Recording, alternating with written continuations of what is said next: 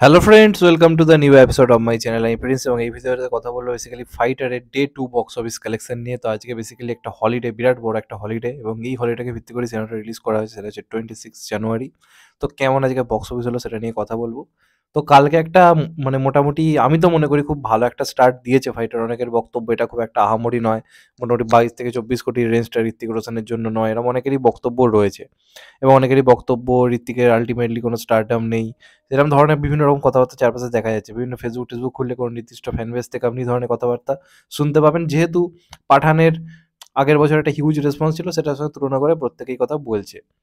এবার আমি যদি কথা বলি ফাইটারের বক্স অফিস নিয়ে, আমি গ্যারেন্টি দিয়ে বলছি এটা যে ধরনের সিনেমা, এরিয়াল অ্যাকশন একটা মুভি, এটা যে ধরনের কনসেপ্ট, যতই মাস অ্যাপিল থাকুক যেই থাকুক না কেন, যে সমস্ত অডিয়েন্স পাঠান, জওয়ান বা গদরের অডিয়েন্স, সেই অডিয়েন্স কিন্তু খানিকটা হলেও কম হবে এই সিনেমাটার জন্য। কারণ এটা কিন্তু অনেকটাই মাল্টিপ্লেক্স ওরিয়েন্টেড মুভি, যেমনটা হলিউডের সিনেমাটা হয়।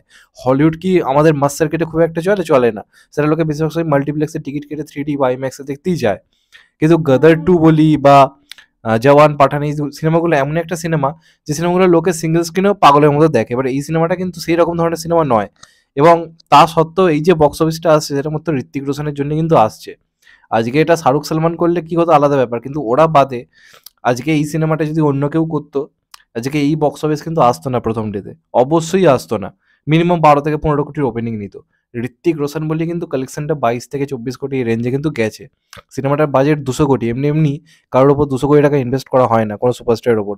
ঋত্বিক রোশন বলেই করা হয়েছে। মানুষটা ব্যাং ব্যাংয়ের মতো একটা সিনেমাকে নর্মাল টাইমে এনে, মানে আমাদের এখানে পুজোর সময় যদিও ছিল ওটা, কিন্তু অন্যান্য জায়গায় তো সেটা বড় হলিডে নয়। সেই সময় এসে ব্যাং ব্যাং কি কালেকশন করেছিল আমরা সবাই জানি। ও আর কি কালেকশন করেছিল এটা আমরা সবাই জানি। 52 কোটির ওপেনিং নিয়েছিল। তো সেই লোকটার স্টার্টআপ নিয়ে প্রশ্নচিহ্ন উঠলে হাস্যকর লাগে। সুপার 80 মতো যে সিনেমা, সুপার 30 মতো যে সিনেমাটা করেছিল, সেই সিনেমাটাও একটা দারুণ বিজনেস এনেছিল। ওটা যে ধরনের সিনেমা সেই বিজনেসে দেখতে গেলে অবভিয়াসলি। তো ঋত্বিকের স্টার্টআপ নিয়ে আমি কোনোদিন প্রশ্ন তুলিনি, তুলবও না। এটা আমার ব্যক্তিগতভাবে মনে হয়। এবার যে বক্স অফিসটা করছে, এটা কিন্তু এই মুহূর্তে দাঁড়িয়ে ঋত্বিক রোশন ছাড়া খান বাদে আর কারোর পক্ষে এই বক্স অফিস আনা সম্ভব নয়। সে প্রথম দিনেরই হোক এবং আজকেরও যে বক্স অফিসটা হয়েছে। তো প্রথম দিনে সিনেমাটা 22 থেকে 24 কোটির রেঞ্জে কালেকশন করেছে, এবং এক্স্যাক্টলি আমি সেটাই বলেছিলাম যে ওই রেঞ্জেই কালেকশন যাবে। এবং কালকে বিকেলে রাত্রিরে হিউজ একটা রেসপন্স এসেছিল। আজকে কিন্তু সারাদিনের রেসপন্স খুবই ভালো। আজকে অকুপেন্সি দুর্দান্ত থেকেছে।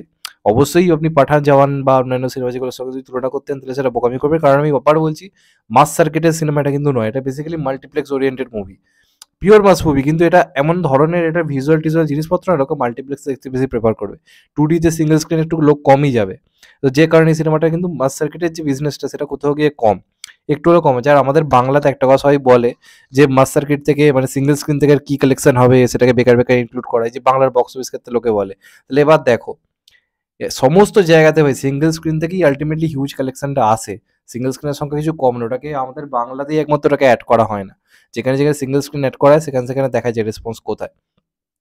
তো ফাইটার ডে 2 তে যে কালেকশনটা করেছে, সেটা কিন্তু ধরা হচ্ছে আর্লি এস্টিমেট, আমি বলছি এর মধ্যেই হবে কালেকশনটা, সেটা হচ্ছে 31 থেকে 33 কোটি। খুবই সোর্সেবল ট্রাস্টের জায়গা থেকেই এই বক্স অফিসটি জানানো হয়েছে। যারা এক্স্যাক্টলি সেম বক্স অফিস বহুদিন ধরে জানিয়ে আসছে তারাই এটা জানিয়েছে, এবং প্রথম দিনেরও তাদের ফিগারটা জাস্ট মিলেই গেছে। তো আজকেও তাদের যেটা ফিগার আর্লি এস্টিমেট যেটা জানানো যাচ্ছে 31 থেকে 33 কোটি। তো দুদিন মিলে কিন্তু কালেকশনটা গিয়ে পৌঁছচ্ছে 53 থেকে 56 কোটিতে। এবার এই বক্স অফিসটা আপনারা ভেবে দেখুন, দুদিনে 56 কোটি, আর কি কোনো অংশে একটা খারাপ বক্স অফিস? কোনো একটা ফ্যান বেস নিজেরা দুদিনে 80 কোটি কালেকশন করে দিয়েছে বলে, দুদিনে 100 কোটি কালেকশন করে দিয়েছে বলে সেটাই সেরা কালেকশন হয়ে গেল। এই জিনিসটাই না খারাপ লাগে, এই যে ফালতু কাদা ছড়াছড়ি। এই যে কালেকশনটা ঋত্বিক রোশন করছে নিজের দমে, এই সিনেমাটা কিন্তু ঋত্বিকের নিজের দমে কিন্তু চলছে। কারণ আমি এর আগে এরকম এয়ারফোর্স নিয়ে যে সিনেমাগুলো, সেগুলো কালেকশনটা আপনারা গিয়ে দেখুন, সেখানে ঋত্বিক আছে বলে যে এই কালেকশনটা হচ্ছে। তো স্টারডাম যে নেই এই কথাটা যারা বলছে, তারা নিজেদের মাথার সমস্ত ব্রেন জাস্ট হারিয়ে ফেলেছে, আর কোনো কিছু বলার নেই এক্ষেত্রে আর। তো ডে টুর বক্স অফিস আমার মতে যথেষ্ট ভালো, খুবই ভালো একটা গ্রোথ নিয়েছে, যথেষ্ট ভালো কালেকশন হয়েছে। কারণ আমি আবার বলছি, এটা এরিয়াল এক্সের মুভি, এটা মাল্টিপ্লেক্স থেকে 90% কালেকশন আসবে। তো সেই হিসেবে বলতে গেলে টিকিট প্রাইস অনুযায়ী আমরা যদি ভেবে দেখি, যথেষ্ট ভালো। আজকে কলকাতাতেও রেসপন্স দেখার মতো, হিউজ রেসপন্স এসছে, বেশিরভাগ শো আজকে হাউসফুল গেছে। আর কালকেরও কিন্তু ইতিমধ্যে কিন্তু অ্যাডভান্স বুকিং কিন্তু যথেষ্ট ভালো, যেটা একটা ভালো দিক, অবশ্যই ভালো দিক। এবং এখনও রোববার রয়েছে, প্রথম 4 দিনই সিনেমা আমার মন বলছে 100 কোটি প্লাস কালেকশন করে ফেলবে। সিনেমার বাজেট 200 কোটি, এবং এটা লং রানে এখন চলবেও। কারণ সেরকম কোনো বড় সিনেমা এখনো অবধি নেই, ফেব্রুয়ারি মাসে তো কোনো বড় সিনেমাই নেই। তো সেই হিসাবে এটা এখন অনেক দিন চলবে। তো এটার বক্স নিয়ে চিন্তার কোনো কারণই নেই। এটা মিনিমাম আমি তো বলে রাখছি যে 200 কোটি মোটামুটি 10-12 দিনের মধ্যে করে ফেলবে যেভাবে এগোচ্ছে।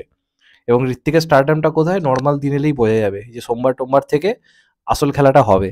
প্রথম 4 দিনে যা করছে দেখার মতো, 2 দিনে 53 থেকে 56 কোটি, ভাই দারুণ কালেকশন, দারুণ কালেকশন। তো এটাই আমার ব্যক্তিগতভাবে মনে হয়। তোমাদের এটা নিয়ে কি মতামত অবশ্যই কমেন্ট করে জানাও। আর যদি চ্যানেলটা নতুন হয়ে থাকো চ্যানেলটাকে সাবস্ক্রাইব করে দিও and get the bell icon. ভালো থেকো সবাই, টেক কেয়ার, নমস্কার, আবার দেখা হবে। এখন তো ভাই সবাই ভালো থেকো, সুস্থ থেকো, নমস্কার, টেক কেয়ার, এখন তো ভাই সবাই ভালো থেকো, সুস্থ থেকো, টেক কেয়ার, আবার দেখা হবে।